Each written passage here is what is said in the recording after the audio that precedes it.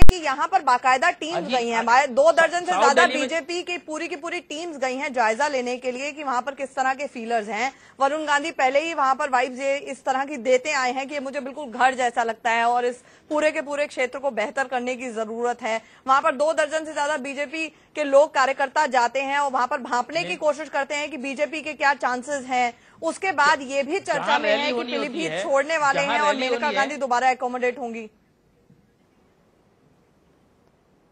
जहां रैली होती है वहां हमारी टीम हर जगह जाती है। रैली की तैयारी के लिए सब जगह तैयारियां, माहौल बनाया जाता है, कार्यकर्ता लगाए जाते हैं, कार्यकर्ता लगते हैं, रैली की तैयारी होती है। तो उस प्रकार से रैली की तैयारी हो रही है, उसमें इस बात के इतने अनायास बहुत अर्थ निकालने की जरूरत नहीं है। और अगर चुनाव की समिति तय करेगी कि वरुण गांधी को सुल्तानपुर से लगाए तो लड़ाएंगे।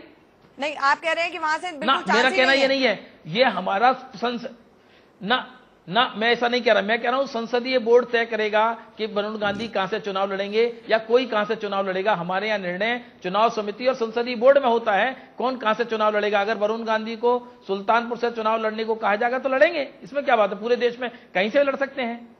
अच्छा हिलाल जी, आपको भी इस तरह के जो नेता होते हैं वो सबसे पहले इशारे समझते हैं हर चीज को लेकर। हम जर्नलिस्ट उतनी जल्दी नहीं समझ पाते जितनी जल्दी आप चीजों को भांप लेते हैं।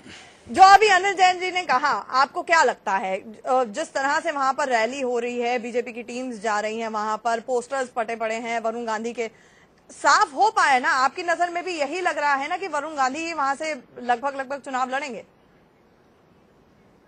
देखिए, जिस तरह से सुल्तानपुर में इस वक्त वरुण गांधी के पोस्टर्स पटा पड़ा है, निश्चित रूप से उससे ये लगता है कि कुछ ना कुछ निर्णय में है या वहां पर कुछ ना कुछ बात है जिसकी वजह से वहां पर इतने ज्यादा इनके पोस्टर्स लगे हुए। क्योंकि अगर देखा जाए तो यूपी में अभी भी वरुण गांधी जो है पूरे यूपी के नेता नहीं है।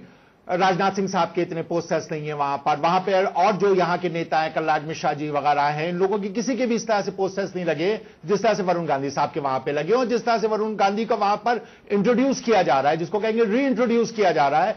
तो इससे आपका शक सही हो सकता है, लेकिन मुझे अपना भी डाउट है कि वरुण गांधी वहां आएंगे, क्योंकि उनको यह जवाब देना मुश्किल होगा कि पीलीभीत क्यों छोड़ा। जैसे अभी आपके पत्रकार महोदय ने कहा कि ये बात सही है कि बीजेपी के लोग जो हैं वो लगातार अपने बदलते रहते हैं कॉन्स्टिट्यूएंसीज।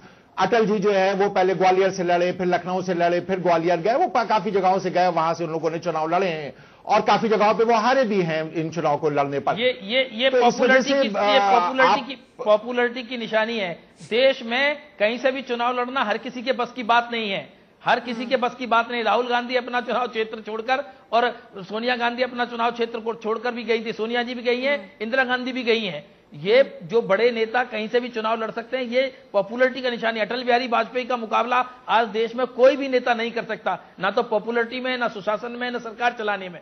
नहीं, लेकिन टीम्स तो पहले भेजकर आप जायजा ले लेते हैं ना कि यहाँ पर जीतने वाले हैं या हारने वाले हैं, क्या चांसेस हैं, 80-40 रेशो, 80-20 रेशो है या 60-40 रेशो है। अनिल जैन जी, ऐसे तो अपने फायर ब्रांड नेता वरुण गांधी, जिसके साथ गांधी का नाम लगा हुआ है, आप वेस्ट नहीं करेंगे। तो हम हर संसदीय क्षेत्र में हम टीम भेजते हैं और हम ये जायजा लेते ही हैं, इसमें तो कोई दो राय नहीं है। राजनीतिक पार्टी है, राजनीतिक पार्टी का कार्य करने का तरीका है। ये तो अच्छी बात है कि टीम भेजा जाए, जायजा लिया जाए कौन आदमी कहां से चुनाव लड़ सकता है। ये टीम का, ये तो इंटरनल मामला है, ये पार्टी के अंदर का मामला है, ये करता ही है और करना चाहिए।